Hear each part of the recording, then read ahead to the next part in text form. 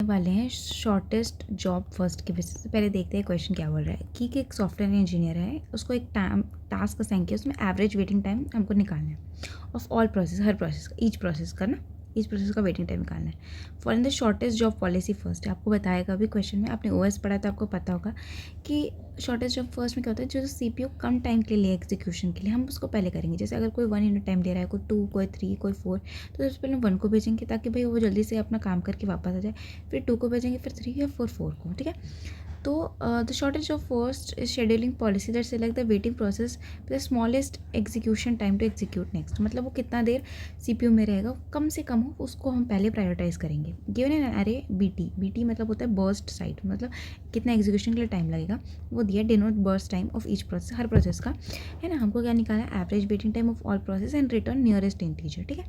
तो देखो मैंने क्या बोला, पहले तो वैल्यू 1 जाएगा, फिर 2 जाएगा, फिर 3 जाएगा, फिर 4 जाएगा, 7 जाएगा।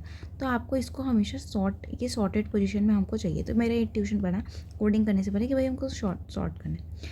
अब मेरे पास अभी वेटिंग, अब मेरे को देखो फर्स्ट वाली, अब आप सोचो फर्स्ट वाले प्रोसेस को मैं पहले देखो, मैंने इसको सॉर्ट कर दिया, मैंने देखा फर्स्ट वाले प्रोसेस का वेटिंग टाइम तो 0 लग रहा है। अच्छा ठीक है, सेकेंड वाले का कितना लगेगा,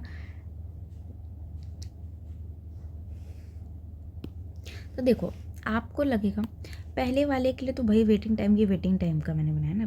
पहले मैंने सोचा कि अच्छा चलो एक टेस्ट केस लेते हैं, एक टेस्ट केस मैंने लिया और मैंने क्या किया कि मैंने सोचा कि देखते हैं क्या हो रहा है। फर्स्ट का वेटिंग टाइम 0 हो जाएगा, सेकंड कितना वेट करेगा, इतना भाई ये 1 के जितना वेट करेगा, थर्ड वाला कितना वेट करेगा, इन दोनों के जितना वेट करेगा ना।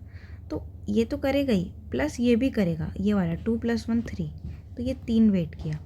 फिर ये 4 पे आए, 4 कितना वेट करेगा भाई, उसको तो ये पूरा वेट करना पड़ेगा ना भाई, आगे के जितने प्रोसेस हो रहे हैं। तो 3 प्लस ये जो आगे का यहाँ पे मैंने स्टोर किया, तो 3 3 6 वेट करेगा। अब ये 7 वाला कितना वेट करेगा, यहाँ से लेके पूरा यहाँ तक वेट करेगा, ठीक है।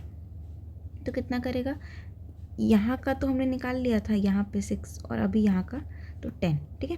तो हम क्या करेंगे, एक वेक्टर ले लेंगे और वेक्टर बना लेंगे वेटिंग टाइम का, ठीक है, एक वेटिंग टाइम का, ठीक है। सबको 0 से इनिशियलाइज कर देंगे, ठीक है। और हम ये लूप चलाएंगे फॉर, ठीक है, 1 से चला लेते हैं ना, क्योंकि for int i equal to 1 और i is less than n i plus plus, है ना, ऐसे चला लेंगे। चलो मैं आपको कोड दिखा देती हूँ। तो सबसे पहले मैंने आपको क्या बताया, इंट्यूशन क्या था, हम उसको सॉर्ट कर देंगे। साइज़ निकाल लिया मैंने, आपको बताया एक वेटिंग टाइम का मैंने के नाम ले दिया, वेटिंग टाइम का कुछ ऐसे लेके एक वेटिंग टाइम का हम वेक्टर बना रहे हैं, ठीक है। इसको मैंने सारे वैल्यूज़ को इनिशियली 0 से कर दिया।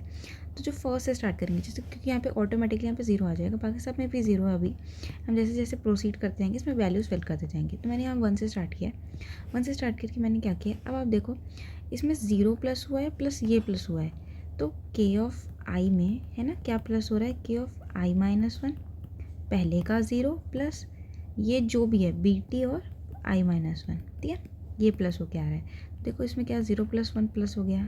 अब अगर आपको ये नहीं समझ में आया तो ये देखो, इस पे आए तो क्या आ रहा है, 3 आ रहा है। ये 3 कैसे आया, ये तो 2 + 1 करने से 3 आया है। तो अगर इस वाले इंडेक्स पे है तो के -1 क्या है, 2, सॉरी यहाँ पे आएगा 1 प्लस बर्स्ट टाइम आई -1 कितना 2 है, तो कितना आ जाएगा, 3 आ जाएगा। तो मैंने यही फॉर्मूला लगाया यहाँ पे टू कैलकुलेट वेटिंग टाइम। ये है वेटिंग टाइम का फॉर्मूला।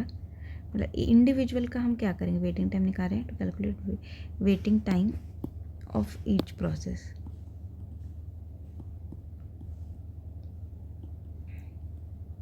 है ना।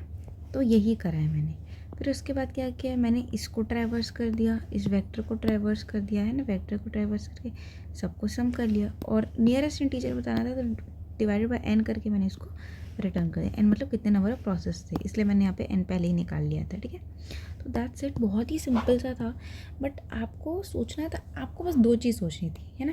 पहला क्या सोचना था आपको कि अच्छा मेरे को तो बर्स्ट टाइम के हिसाब से करना है, इंक्रीजिंग ऑर्डर में, तो उनको सॉर्ट करना है। फिर आपको देखना था कि अच्छा पहले प्रोसेस का वेटिंग टाइम कितना होगा, अच्छा 0 होगा।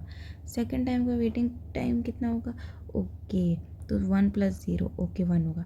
फिर इसका कितना होगा, ये सामने का जितना भी है, तो 1 तो आपने लिख दिया, इन दोनों को प्लस कर दोगे तो 3 आ जाएगा। तो सबसे पहले आप टेस्ट केस लेके पहले क्लियरली आप अपना जो लॉजिक है उसको आप स्ट्रेंथन करो कि कैसे आ रहा है।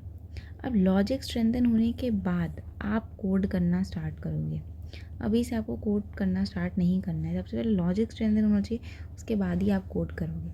बहुत सिंपल था, बट मैंने गलती पहले फर्स्ट टाइम पे क्या गलती कर दी थी, मैं क्या कर रही थी, अच्छा पहले 1 आर था, फिर 2 प्लस कर दी थी, फिर 3 प्लस कर दी थी। पर नहीं, सबके लिए अलग अलग है। इसके लिए 1 है, इसके लिए 2 थोड़ी ना है, इसके लिए तो 3 है ना टाइम। तो ऐसे प्लस नहीं करना है, इंडिविजुअल प्रोसेस का आपको वेटिंग टाइम कैलकुलेट करना है। That's it. आई होप आप इसमें कुछ मिस्टेक ना करो, है ना। मेन पॉइंट इसमें क्या था कि आपको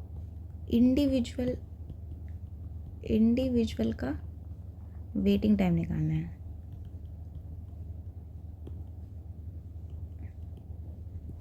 फर्स्ट टेस्ट केस पे रन करो एंड देन फिर वहाँ से बिल्ड करो, ठीक है। आई होप आपको ये समझ में आएगा। ये मेन चीज़ इसमें के आई इक्वल टू के आई -1 प्लस बी टी आई -1 है, ठीक है। दैट्स इट, ये मेन चीज़। तो आपको नोट्स मिल जाएंगे मेरे ड्राइव लिंक में। आई होप आपको समझ में आ गया होगा।